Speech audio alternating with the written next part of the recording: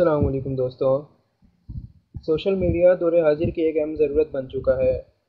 میرا خیال ہے کہ آج شاید ہم کھائے پیے بغیر اچھا خاصا وقت گزار سکتے ہیں، لیکن سوشل میڈیا کے بغیر ایک دن بھی گزارا نہیں کر سکتے، کیونکہ ہم نے ٹیکنالوجی کو خود پر حاوی کر لیا ہے۔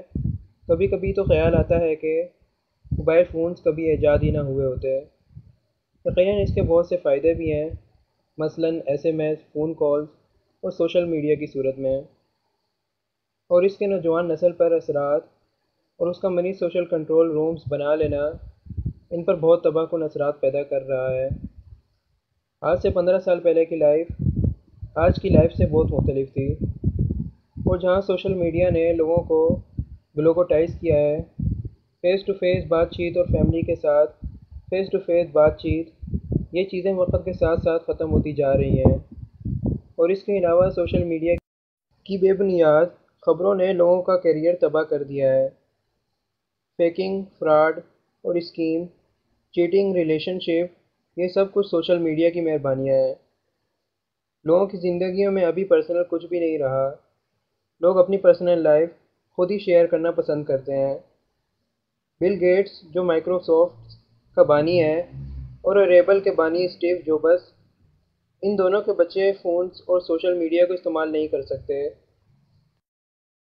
اور ان کے والدین جانتے ہیں کہ اس سے ڈپریشن یعنی ذہنی دباؤ کی پرسنٹیج 27% سے زیادہ بڑھ جاتی ہے، لیکن دنیا کو اس کام پر لگا دیا ہے۔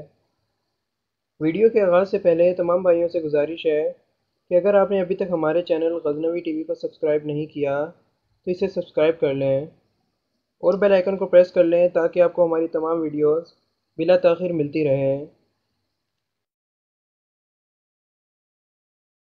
ٹک ٹاک دور حاضر کا ایک بہت بڑا فتنہ ہے جو خاص کر لوگوں کو تباہ کر رہا ہے۔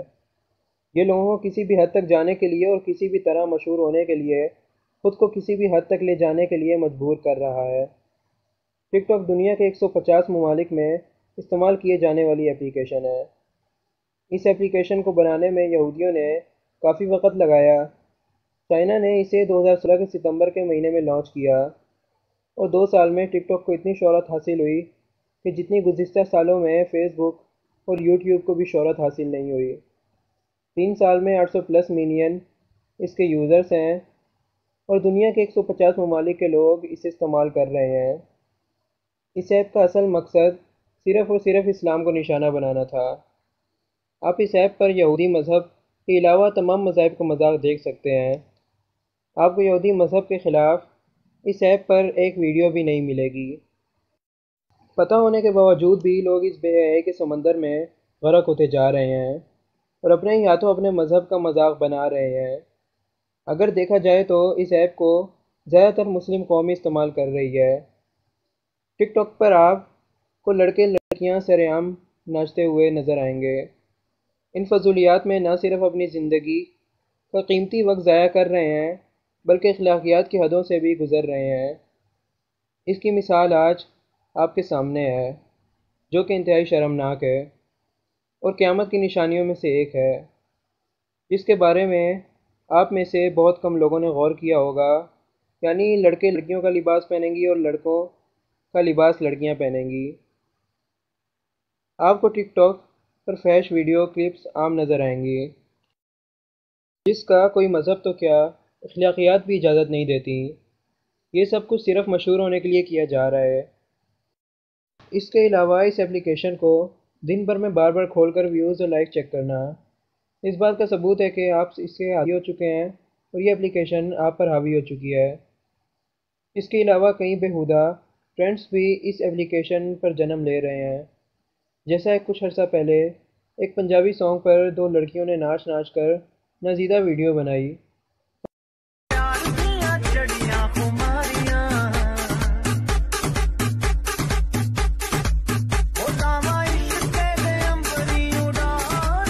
اور اسے ٹک ٹاک پر ایسے وائرل کر دیا جیسے کسی جنگل میں آگ لگ گئی ہو۔ انسان جو بھی اپنے آس پاس ہوتا دیکھتا ہے اس کا اثر اس پر پڑتا ہے اور وہ اسے قبول کرتا ہے۔